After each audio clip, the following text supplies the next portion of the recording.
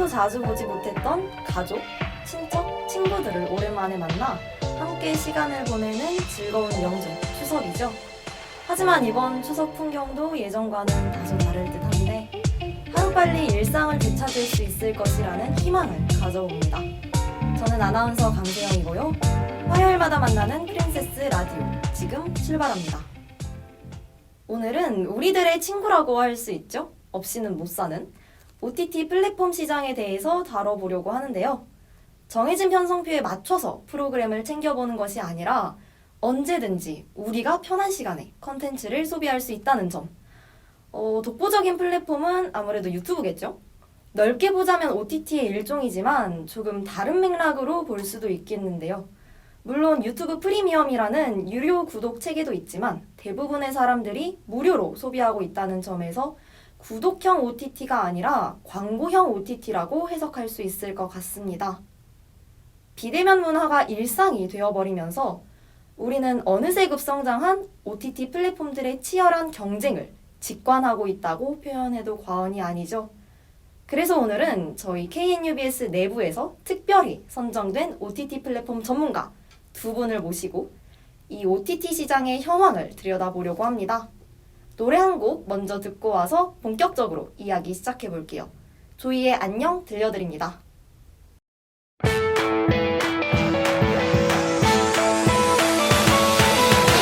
외로운 날들이여 모두 다 안녕. 내 마음속에 눈물들도 이제는 안녕. 어제의 너는 바람을 타고 멀리 후회도 없이 미련 없이 날아가. Goodbye.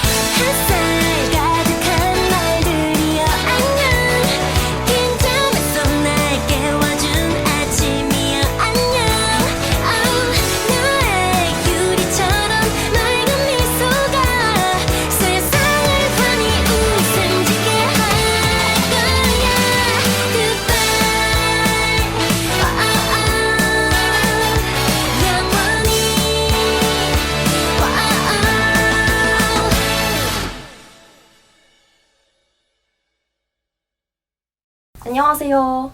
안녕하세요. KNUBS 보도국 소속 박다은입니다. 네, KNUBS 실무국장 명효성입니다. 네, 넘쳐나는 컨텐츠들 사이에서 우리는 볼 게 없다 라는 말을 습관적으로 하곤 합니다. 그래서 오늘의 주제는 본인에게 딱 맞는 서비스를 찾을 수는 없는 걸까 하는 고민에서 시작됐습니다. 다양한 OTT 플랫폼들을 직접 사용해보신 우리 전문가분들을 모시고 직접 느낀 장단점이나 대표 컨텐츠는 뭐가 있는지 다채롭게 여쭤볼 수 있을 것 같은데요. 이렇게 치열한 상황에서 독보적인 선두를 지키고 있는 넷플릭스 먼저 살펴보겠습니다. 네, 넷플릭스입니다. 요즘 다양한 플랫폼들이 급속도로 성장하고 있는 상황인데 현재 국내 OTT 시장에서 독주하고 있는 것이 넷플릭스라는 데에는 이견이 없어 보입니다. 먼저 주요 콘텐츠들 살펴볼게요. 주요 콘텐츠는 각 플랫폼 메인 화면에 가장 먼저 뜨는 5개의 콘텐츠로 선정했는데요. 넷플릭스는 슬기로운 의사생활, 알고 있지만, 백킷, 키싱부스 3, 돌싱글즈가 자리 잡고 있었어요. 20대 젊은 층의 시각에서 주요 컨텐츠 목록을 보면 아무래도 넷플릭스가 이목을 확 끄는 컨텐츠들이 많은 것 같아요. 슬기로운 의사생활이나 알고 있지만 같은 드라마는 티빙에서도 서비스하고 있는데 티빙의 탑5 목록에서는 해당 방송이 전혀 보이지 않았거든요. 이런 주류 컨텐츠를 좀 눈에 띄는 곳에 배치하는 게 좋지 않았나라는 생각이 들었습니다. OTT 플랫폼 주 이용 연령대가 20대에서 30대인 만큼 타겟층을 공략할 수 있는 컨텐츠들을 많이 서비스하는 게 중요해 보입니다. 그럼 본격적으로 넷플릭스가 가진 여러 기능들을 살펴보도록 할게요. 국내 OTT 시장에서 넷플릭스를 부동의 1위로 만드는 넷플릭스만의 가장 큰 강점이 무엇일까요? 먼저 유튜브 프리미엄과 같이 백그라운드 플레이어가 지원된다는 점인데요. 화면이 꺼져도 음성이 재생되기 때문에 운전할 때나 다른 일을 하면서 가볍게 시청하기 좋을 것 같아요. 또 여러 국가에 보급되는 플랫폼이다 보니 해외에서도 이용이 가능하고 다양한 원어 자막이 제공되어서 언어의 제약을 가장 적게 받는 플랫폼이지 않을까 싶습니다. 저는 관심 있는 언어가 생기거나 새로운 외국어 공부할 때에도 종종 이용했던 것 같아요. 또 이런 언어적인 측면에서 넷플릭스가 굉장히 매력적인 게 제 주변에 보면 자막 읽기를 힘들어하는 친구들이 있어요. 그 친구들은 영화관에서는 자막 있는 영화를 절대 안 보더라고요. 그런데 넷플릭스는 더빙 역시 제공이 됩니다. 그래서 자막과 친하지 않은 사용자분들에게는 이런 부분에서 넷플릭스가 큰 메리트를 가져가는 플랫폼일 것 같아요. 넷플릭스의 단점은 아까 말씀드렸듯이 여러 국가를 지원하는 플랫폼이다 보니 수많은 컨텐츠를 실시간으로 스트리밍하기에는 무리가 있겠죠. 그래서 다시 보기만이 가능하다는 점이 단점이 될 수 있겠네요. 라이브 방송을 시청하지 못하면 해당 방송이 끝난 뒤에 넷플릭스에 다시 보기가 업로드 될 때까지 기다려야 하는데 그 텀이 꽤 있거든요. 본방은 놓쳤지만 빨리 최신화를 보고 싶은 분들에게는 꽤 답답한 부분이 될 수 있을 것 같아요. 또 다른 플랫폼들에 비해 비교적 높은 가격대를 형성하고 있다는 점도 해당 요금을 매달 지불해야 하는 만큼 중요한 고려사항이 될 수 있겠죠. 그럼 다음은 아마존 프라임입니다. 전 세계로 서비스한다는 점에서 아무래도 넷플릭스와 쌍두마차를 이루고 있죠. 네, 아마존 프라임 비디오는 제가 준비했습니다. 네, 프라임 비디오는 미국의 아마존닷컴의 자회사로 운영되는 OTT 플랫폼입니다. 넷플릭스와 함께 전 세계를 대상으로 하고 있는 대표적인 플랫폼 중 하나인데요. 프라임 비디오 역시 오리지널 콘텐츠가 존재합니다. 제가 아무래도 여러 콘텐츠들을 많이 소비를 안 하다 보니까 좀 식견이 좁은 경향이 있는데 다양한 콘텐츠들 좀 언급을 하고 싶었는데 그러지 못한 점 일단 사과 말씀드리면서 그래도 하나를 좀 소개를 해보자면 오리지널 콘텐츠임에도 많은 인기를 구가하고 있는 이런 타이틀이 있어요. 미국인들이 불법 다운로드한 영상물 1위라는 비공식 기록을 달성하기도 한 작품입니다. 저작권을 중시하는 미국에서의 기록이라고 믿기지 않지만 그만큼 파급력이 컸다는 것으로 해석할 수 있겠죠. 네, 포스트 모더니즘 히어로물 드라마 더 보이즈입니다. 네, 히어로 드라마를 표방하고 있지만 네, 전 세계 시대 정신을 모두 포함해서 이제 풍자하는 드라마인데요. 사담이지만 저는 이제 동생이랑 같이 더 보이즈를 보면서 많은 이야기들을 나누기도 했는데요. 더 보이즈가 지나치게 솔직한 표현과 청불 관람가로 이제 고어한 연출이나 좀 성인물의 약간 형태를 띠기도 하는데 생각할 거리, 상상할 거리를 이제 많이 제시해준다는 점에서 주변 사람들과 혹은 스스로 곱씹으면서 감상할 수 있었던 드라마입니다. 네, 사실 앞에서 소개해드린 그 더 보이즈 이외에는 제 눈에 띄는 오리지널 콘텐츠가 많이 없었습니다. 아무래도 OTT 플랫폼의 대명사인 넷플릭스에 비해 다소 부실한 느낌도 드는 게 사실입니다. 자꾸 그 넷플릭스랑 비교하게 되는데요. 전체적인 인터페이스가 넷플릭스와 유사한 구성으로 이루어져 있는데 반해서 국내에서의 인지도나 화제성에 있어 콘텐츠 구성이 상당히 밀린다는 느낌이 많이 받아집니다. 아무래도 한국 시청자들에게 친숙하지 않은 콘텐츠들이 메인을 장식하고 있고 애니메이션 부분에서도 넷플릭스에 반해 아마존의 대중적인 애니메이션들이 부족하다는 느낌을 많이 받았습니다. 얼마 전 서비스를 시작한 에반게리온 신극장판 정도만 이제 눈에 띄는 수준입니다. 네, 제가 체험을 하면서 가장 좋았던 점은 요금제에 관계없이 최고화질을 제공하는 점에 있었습니다. 자막의 폰트 크기와 자막 스타일을 결정할 수 있는 기능도 만족스러웠는데요. 별거 아닌 것 같지만 약간 이런 디테일들이 사용자 배려를 많이 한다는 느낌을 받았습니다. 자막뿐만 아니라 다양한 언어의 음성으로도 지원을 하기 때문에 다양한 국가에서 자국의 언어로 즐길 수 있다는 점 또한 장점이겠습니다. 또 프라임 비디오에는 특이하게 엑스레이라는 기능이 있습니다. 이 기능은 좌측 상단에 커서나 터치를 하면 현재 장면의 배우와 캐릭터명, 장면의 삽입곡, 보너스 컨텐츠 등을 표기해주는 기능인데요. 혁신적이고 편리한 기능이긴 하지만 이 기능이 켜져 있으면 이제 마우스를 조금만 움직이거나 터치 조금만 해도 활성화가 되어서 이게 왜 있어야 되지? 하는 약간 좀 불편한 기능이기도 했습니다. 제가 준비한 프라임 비디오 설명 여기까지입니다. 그러면 이번에는 한국의 OTT 서비스로 넘어가 볼까요? 이번에는 제가 이번 트라와를 위해서 직접 체험해보고 온 OTT 플랫폼입니다. SK텔레콤과 지상파 방송 3사가 모여서 만들어진 웨이브는 현재 국내 OTT 시장에서 넷플릭스 뒤를 이어서 2위 점유율을 기록하고 있습니다. 웨이브는 지상파의 인프라를 적극적으로 활용하는 것이 강점이라고 할 수 있겠는데요. 높은 시청률을 보이면서 드라마 시장을 주도했다고 할 수 있는 펜트하우스의 경우에는 OTT 플랫폼 중에 웨이브가 독점 공개했었고 종영 이후에도 호평을 얻으면서 화제가 되었던 드라마 5월의 청춘 아시나요? 이 작품은 웨이브 오리지널로 서비스되고 있습니다. 특히 오래된 지상파 드라마나 과거 유행했던 예능들 있죠. 동이나 대장간 같은 드라마나 무한도전 같은 예능 프로그램이 전편 업로드되어 있다는 점도 매력적입니다. 하지만 치명적인 위험 요소도 존재합니다. 시청자 입장에서 이제 제가 가장 단점이라고 생각했던 부분은 CJ ENM 계열의 방송이나 JTBC 등 일부 방송사의 컨텐츠를 시청할 수 없다는 점이었어요. 아니 TVN이랑 JTBC 컨텐츠가 없다는 게 말이 됩니까? 그래서 이제 웨이브를 사용하는 사람들은 다양한 컨텐츠를 시청하기 위해서 어쩔 수 없이 또 다른 플랫폼을 함께 사용하는 경우가 많은 것 같아요. 그리고 한 가지 더 전 좀 개인적으로 불편했던 점인데요.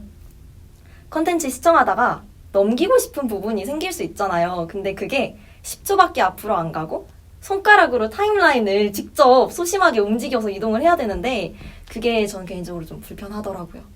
그래서 웨이브 측에서도 이런 재생 환경에 대한 사용자들의 불만을 공감하고 있고 빠르게 개선해서 만족도를 높이겠다라고 밝혔으니까 두고 봐야겠습니다.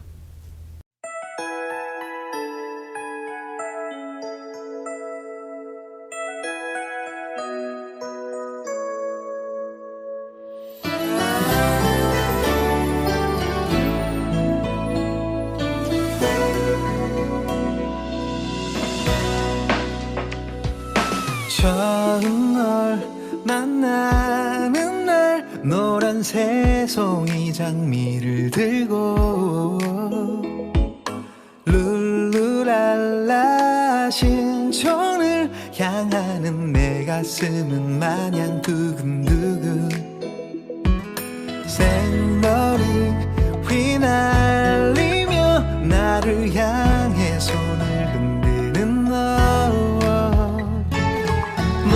머리에서 발끝까지 나를 사로잡네 이하해로 네가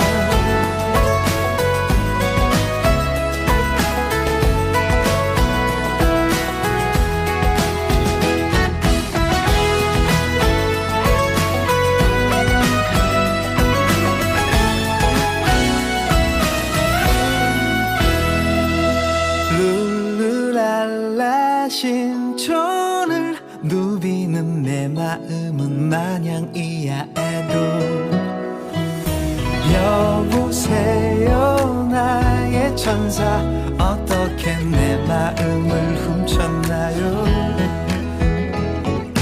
괜찮아요 나의 천사 가져간 내 마음을 고이 간직해줘요. 네가 좋아 너무 좋아 내 모든 걸 주고 싶어.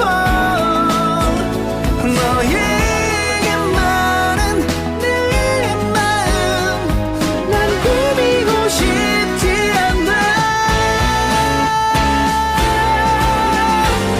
네가 좋아 너무 좋아 내 모든 걸 주고 싶어. 너에게만은 내 마음 난 꾸미고 싶지 않아. 언제까지 너와 함께 있을 거야.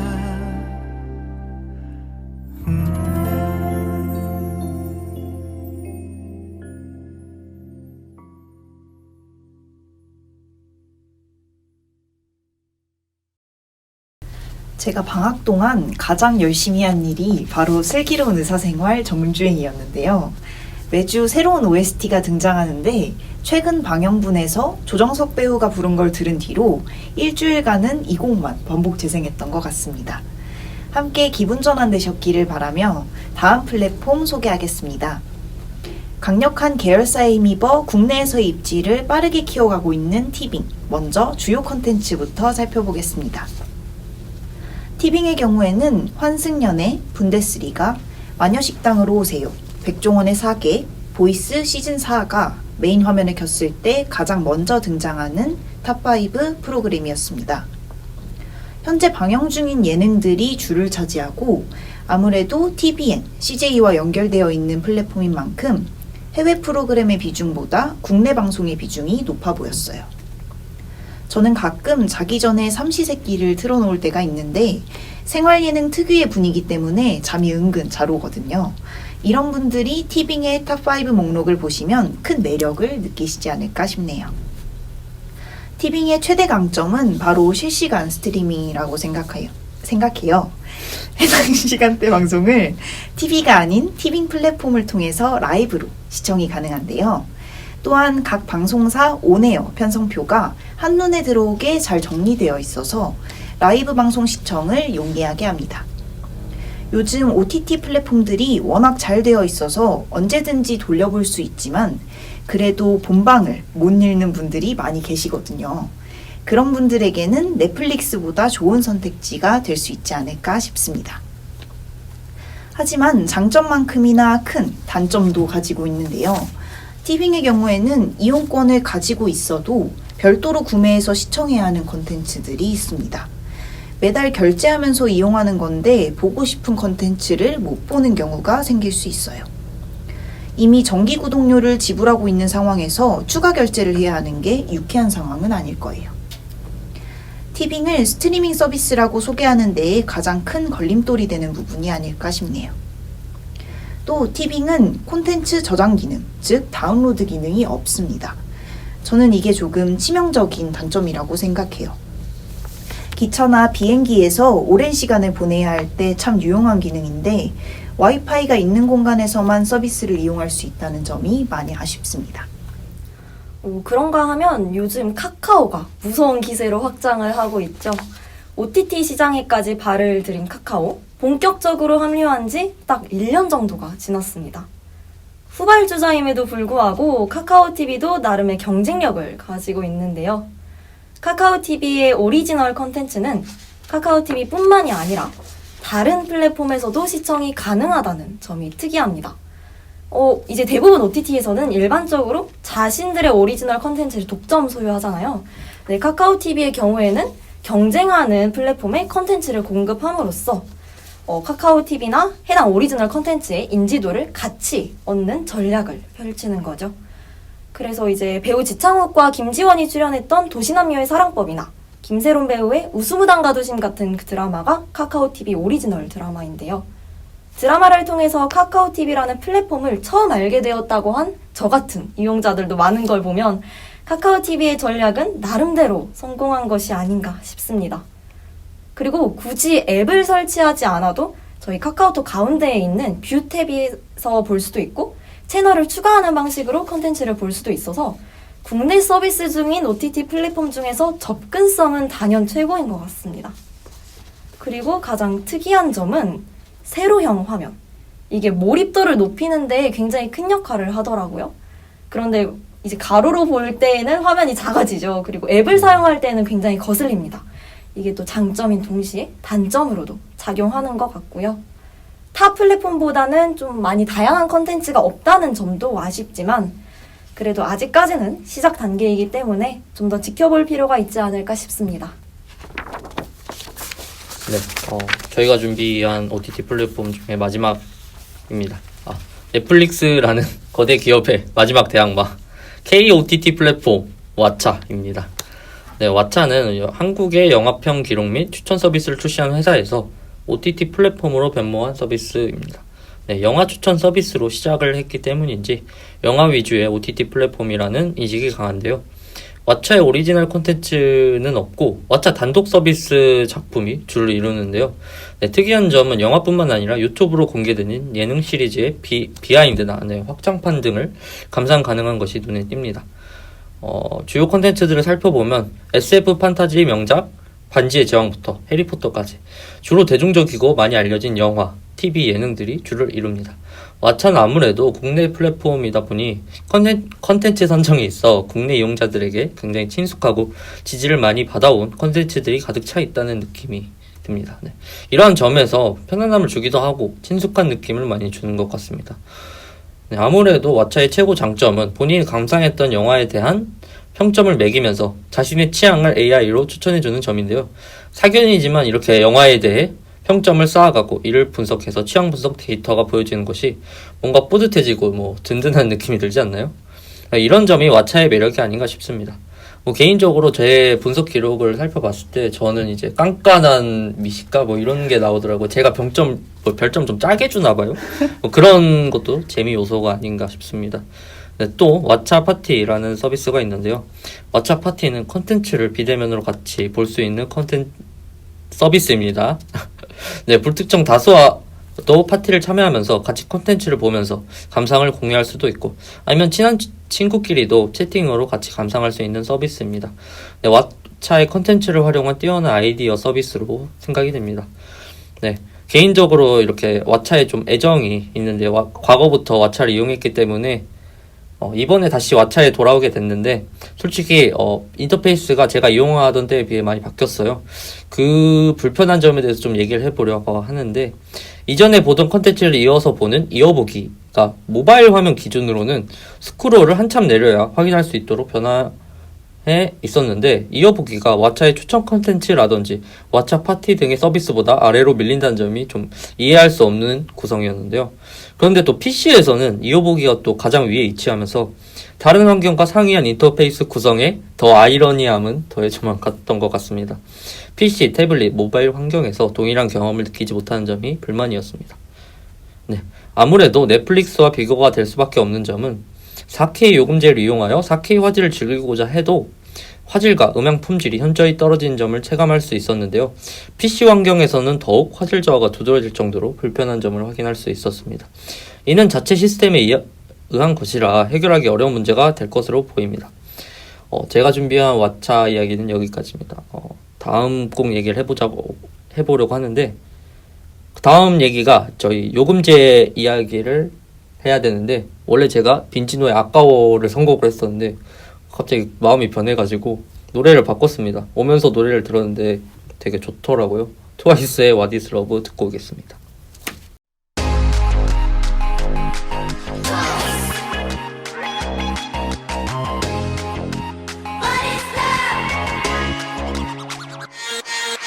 매일 지하와 속에서 나 집 속에서 나 드라마 속에서 사랑을 느껴 사랑을 배워 내일처럼 자꾸 가슴이 뛰어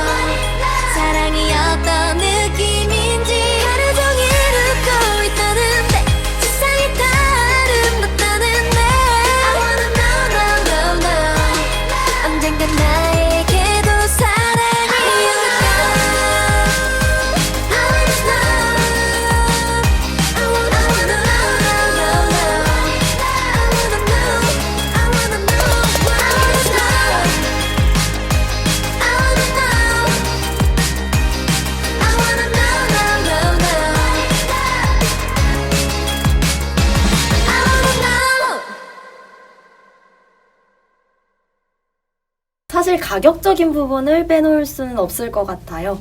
보통 화질이나 동시 접속 가능 인원수에 따라서 요금제가 나눠지는 것 같은데 넷플릭스 같은 경우에는 베이직 9,500원, 스탠다드 12,000원, 프리미엄 14,500원으로 구성되어 있고 티빙의 경우 베이직 월 7,900원, 스탠다드 1,900원, 프리미엄 13,900원으로 구성되어 있습니다.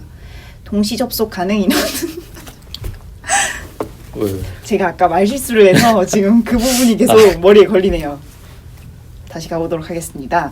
동시 접속 가능 인원은 베이직, 스탠다드, 프리미엄 각 1명, 2명, 4명으로 두 플랫폼이 동일합니다. 프리미엄 요금제를 4명이서 이용하는 경우에는 가격 차이가 별로 없지만 나머지 두 요금제에서는 꽤 차이가 큰데요. 티빙의 경우 CJ 회원 및 네이버와 연계해서 할인 혜택도 많이 주어지고 있어서 가격적인 면에서는 확실히 메리트가 있는 것 같습니다. 하지만 컨텐츠 저장 기능을 자주 이용하시는 사용자라면 비싼 가격에도 넷플릭스에 큰 메리트를 느끼실 것 같네요. 자, 그럼 가격을 끝으로 제가 조사한 두 플랫폼의 비교를 모두 마쳤는데요. 한 줄 평 말씀드리고 마치도록 하겠습니다. 먼저 넷플릭스, 명성 높은 영드, 미드 등의 시리즈물이 많고 넷플릭스 오리지널의 퀄리티가 상당한 편입니다. 영드, 미드, 하이틴 덕후라면 넷플을 추천드립니다. 하루 종일 백색 소음처럼 예능 틀어드시는 분들이 있죠. 국내 케이블 드라마, 예능 못 읽는 본방사수 스타일이라면 티빙을 추천드립니다. 웨이브 같은 경우에는 베이직 7,900원, 스탠다드 1,900원, 프리미엄 15,900원으로 이용하실 수 있고 만약에 SK텔레콤 회원이라면 요금제에 포함되거나 할인 혜택을 받을 수도 있습니다. 저 역시도 할인 혜택을 받을 수 있다는 이야기를 듣고 가볍게 웨이브를 사용하게 되었었고요. 카카오TV의 경우에는 특이하게 대부분의 컨텐츠가 무료예요. 다만 드라마의 경우에는 일주일 동안만 무료로 먼저 공개하고 이후에는 500원의 요금을 결제해야 시청 가능한 시스템으로 운영 중이라고 합니다. 한국 드라마, 한국 예능, 추억여행 같은 거 좋아하시는 분들께는 웨이브를, 접근성과 가성비가 중요하다 하시는 분들께는 카카오TV를 추천드립니다. 네. 아마존 프라임 비디오의 요금제는 통일되어 있습니다. 1개월 5.99달러로 약 7,000원입니다. 하지만 이제 아마존이 한국에 지사를 보유하고 있지 않기 때문에 해외 결제가 가능한 카드가 필수인 점을 참고하셔야 될 것 같습니다. 부가적으로 아마존 프라임 게이밍과 통합되어 있어 한쪽을 가입하면 양쪽을 모두 이용할 수 있다는 점 참고하시면 좋을 것 같습니다. 아마존 프라임의 총평은 내가 미국 문화와 미국 드라마에 관심이 많다 하면 싼 가격에 새로운 콘텐츠를 찾으면서 좋을 것 같습니다. 다음은 왓챠 총평입니다. 왓챠 요금제는 일반과 프리미엄으로 두 가지 요금제로 나누어져 있습니다. 일반부터 살펴보면 7,900원의 가격대를 형성하고 있으며 1080p의 화질로 동시 접속은 한 대까지 지원합니다. 기기는 모바일, 태블릿, PC에서 이용 가능하다고 하네요. 프리미엄 요금제는 월 12,900원 4K 화질로 동시 접속 4대까지 지원합니다. 기기는 일반 지원기기 플러스 스마트 TV 및 플레이스테이션 5까지 지원한다고 하네요.